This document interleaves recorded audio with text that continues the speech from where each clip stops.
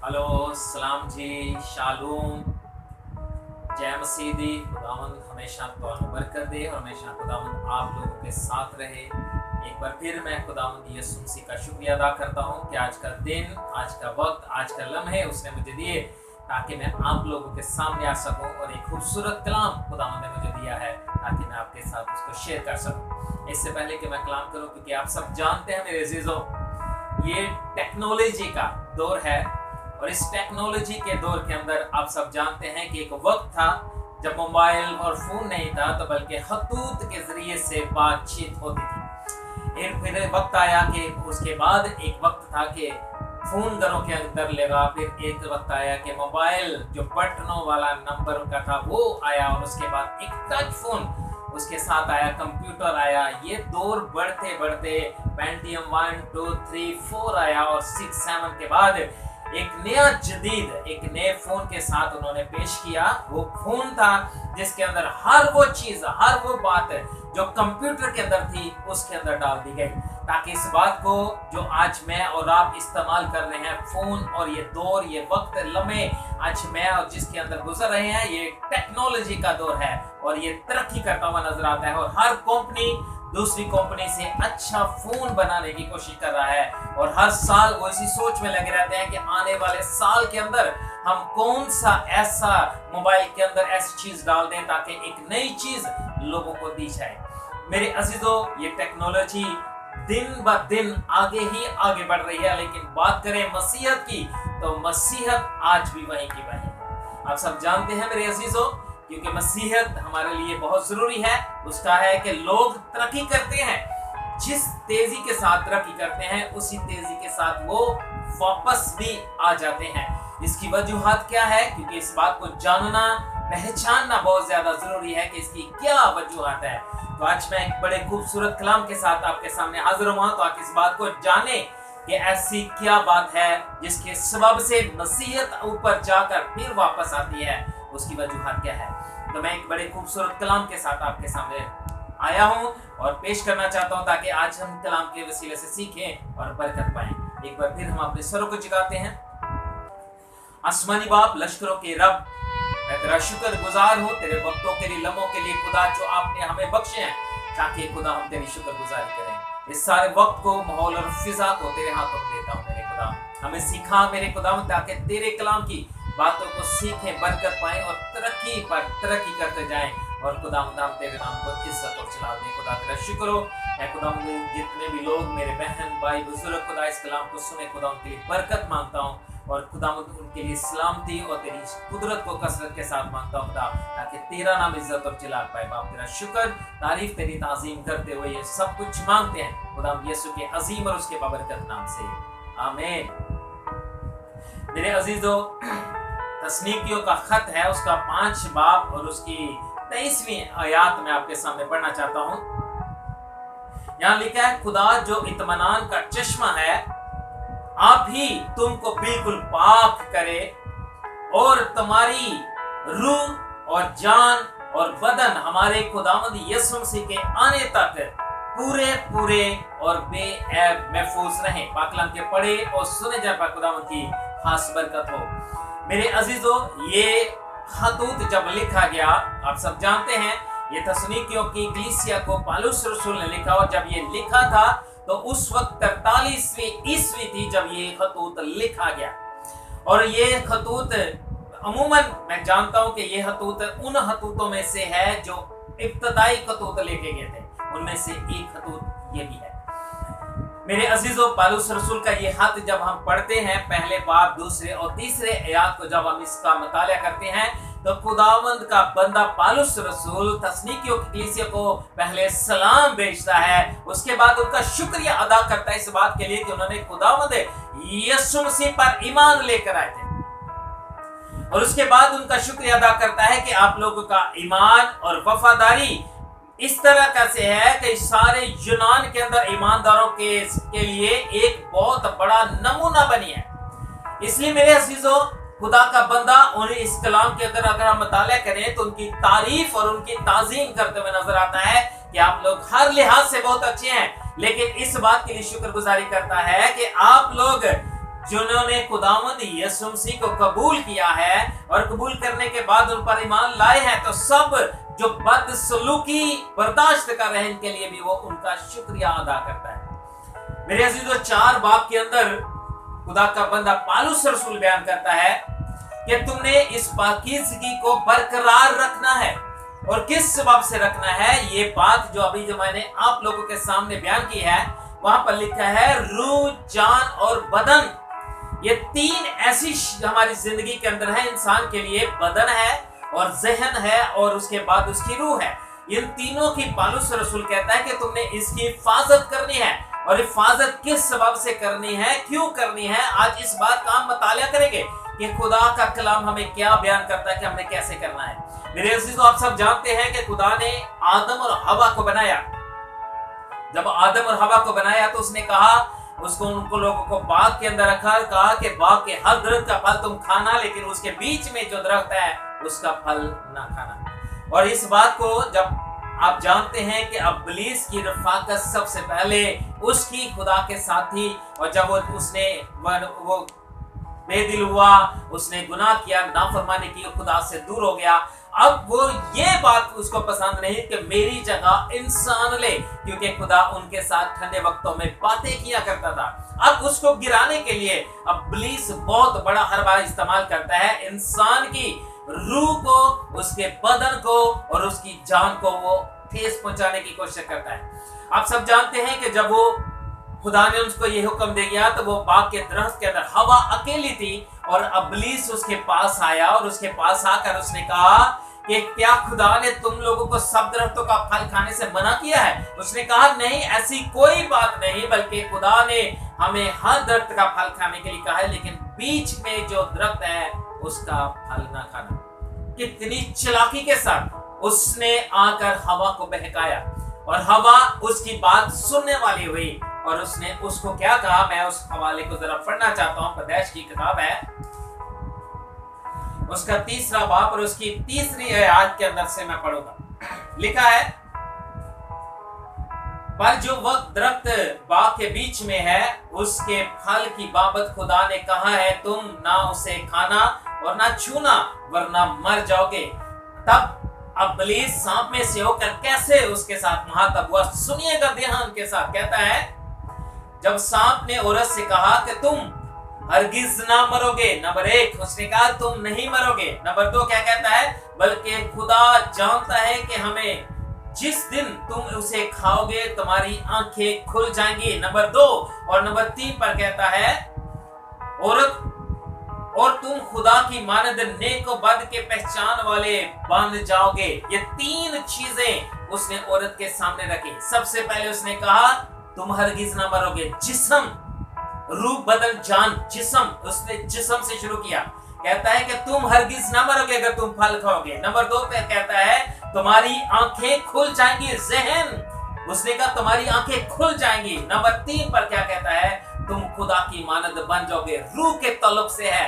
ये तीनों चीजों को वो बयान करता है कि तुम इस तरीके से तुम खुदा की मानद। अब प्लीज मेरे अजीजों, जब कोई शख्स ईमानदार हो, खुदावंद यीशु मसीह को कबूल करता है और उसकी कोशिश होती है कि इसको ठेस पहुंचाए, इसको गिरा दे, ताकि ये गिराने का सबब क्या बनता है, इन तीनों चीजों के ऊपर अटैक करता है। और यही चीज उसने हवा के साथ से इस्तेमाल की और उसको कहा कि तुम मरोगे नहीं। सबसे पहले वो जिस्म से शुरू करता है, जिस्म के बाद वो जहन को कंट्रोल करता है, उसके बाद उसकी रूह को पकड़ता है और इस तरीके से पकड़ता है जैसे हवा और आदम ने इस नाफरमानी को कर लिया और गुनाह कर लिया और वो खुदा की बादशाही से, खुदा के मसा से, खुदा की हजूरी से हमेशा के लिए दूर हो गए।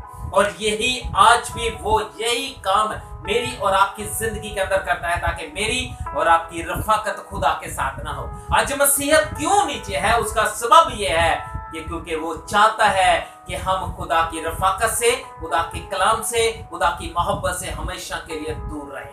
मेरे अजीजों, खुदा बहुत बड़ा है। खुदा हमसे कलाम करता है और सिखाता है ताकि हम सीखें। आप सब जानते हैं दाऊद की कहानी, आप बहू भी जानते हैं। उस शख्स ने क्या किया, अपने जिस्म के लिए उसने अपने जहन को उसके हाथों में कंट्रोल दिया और अपनी रूह को खराब कर दिया। और मेरे अजीजों, उस वक्त तो था कि उसने खुदा के सामने माफी मांगी और उसकी माफी हो भी गई, लेकिन जो उसने गलती गुनाह कर लिया था, खुदावंद ने उससे कहा था कि इसका क्या होगा। ये हुआ कि उसकी सजा उसको ये मिली कि उसमें का बेटा जो होने वाला हुआ वो मरा हुआ। खुदा ने उससे पहले ही कहा था। लेकिन आज के दौर के अंदर खुदावंद यीशु मसीह का कलाम मेरे लिए और आपके लिए है, ताकि मैं और आप इस बात को समझे, जाने और इस बात को समझ ले कि इब्लीस क्या कहता है। उसके लिए जरूरी है मेरे अजीजों, हम कलाम का मुताला करें। उसके लिए जरूरी है मेरे अजीजों, कलाम को समझना शुरू करें। उसके लिए जरूरी है मेरे अजीजों, खुदा की आवाज मेरे लिए और आपके लिए बायस बरकत बनने वाली हो। क्यों? इसलिए क्योंकि हम बरकत पाए। उसका कलाम मेरे लिए बायस बरकत उस वक्त बनता है जब हम कलाम को अपनी जिंदगी में लेते हैं, जब उस कलाम को अपनी जिंदगी पर अमल करना शुरू करते हैं, तभी हम बरकत पाते हैं मेरे अजीजों। आप सब जानते हैं मेरा खुदावंद यीशु मसीह से रोए जमीन पर आए, जब वो रोजे में थे, अपनी खिदमत का आगाज करने को थे, तो वो रोजे में थे और वो आजमाया गया। और इब्लीस ने वहां पर भी 3 ऐसी चीजें उसके सामने रखी ताकि वो गिराया जाए। इब्लीस का काम है कि वो मुझे और आपको गिराए। कैसे गिराए? वो मुझे और आपके हर वो तरीके को आजमाना चाहता है और हम लोग फंस जाते हैं। और उसकी वजूहत है कि वो शख्स मेरे और आपके दरमियान में मौजूद है। लेकिन खुदावंद यीशु मसीह ने जो मेरे लिए और आपके लिए कलाम है, कहा है कि उसने कहा सबसे पहले जिस्म के लिए कहा कि तू फरमा ये पत्थर रोटियां बन जाए, और उसने उसको डांटा, रिजेक्ट किया उसकी इस आवाज को, उसके काम को, उसके हर बात को, और उसने ठुकरा दिया। दूसरी बात, उसको किंकरे पर ले गया और उसको ऊंचाई में जाकर कहा कि अपने आप को नीचे गिरा दे, और जब तू नीचे गिराएगा तो खुदा तुझे अपने हाथों पर उठा लेगा।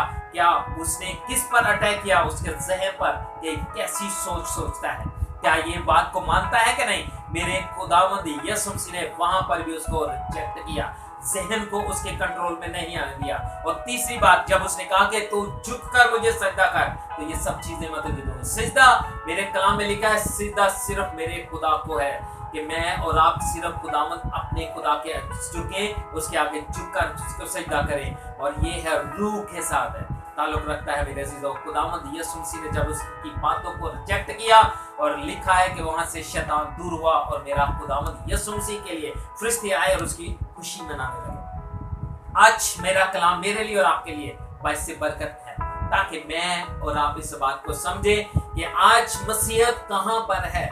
आज घर के अंदर हर वो शख्स मसीह बना है जो मसीहत को कबूल करता है, लेकिन इब्लीस उसको गिराता कब है?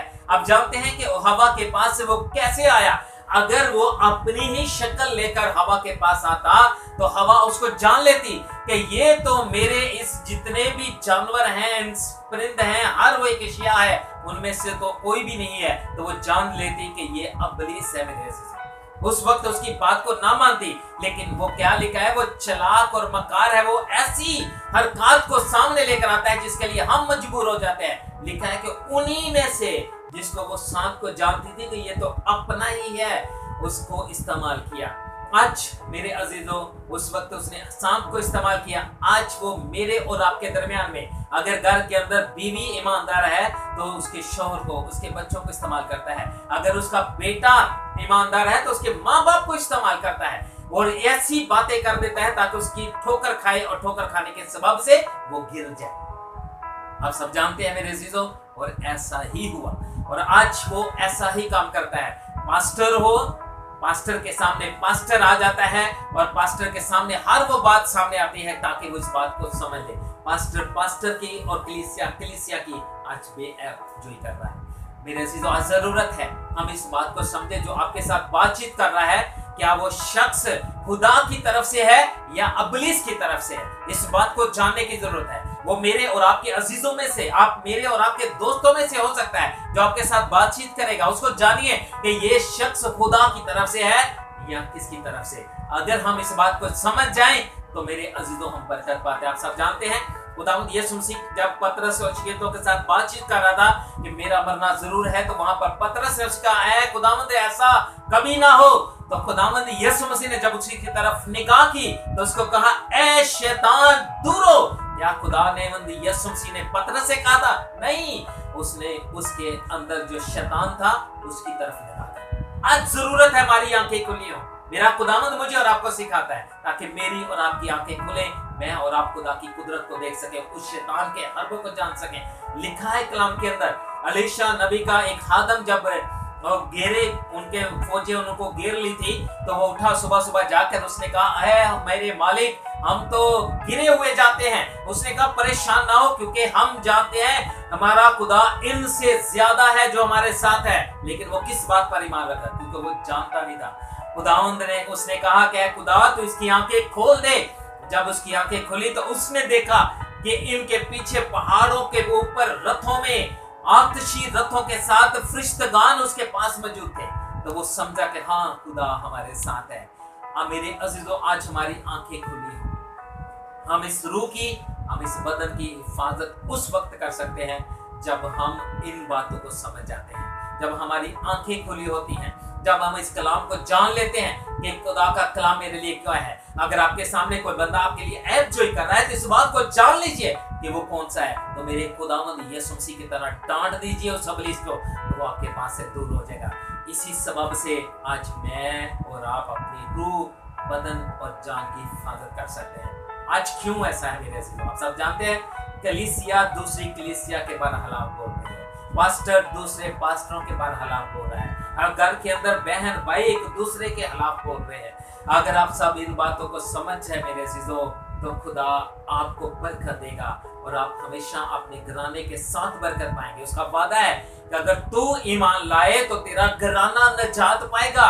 ये वादा है उसके हमारे लिए। तो वो वादा पूरा उस वक्त होता है जब हम कलाम को अपने दिल में रखते हैं। आज मेरे लिए और आपके लिए है मेरे अजीजों, ये खुदावंद के कलाम को समझे, जाने, ताकि मेरा घराना, मेरी कलीसिया, मेरा मुल्क बरकत पर बरकत पाए। और हम एक शुरुआत एक से क्यों ना की जाए। आप शुरुआत कर दें, हमारे घराने बच जाएंगे। आप शुरुआत कर दें, हमारी कलीसियाएं बच जाएंगी। आप शुरुआत कर दें, हमारा मुल्क तरक्की करना शुरू कर देगा। मेरे अजीजों, आज का कलाम यही पौलुस रसूल अपने लोगों को सिखाता है ताकि हम बरकत पाए। वहां पर लिखा है, तुम किसके फरजंद हो?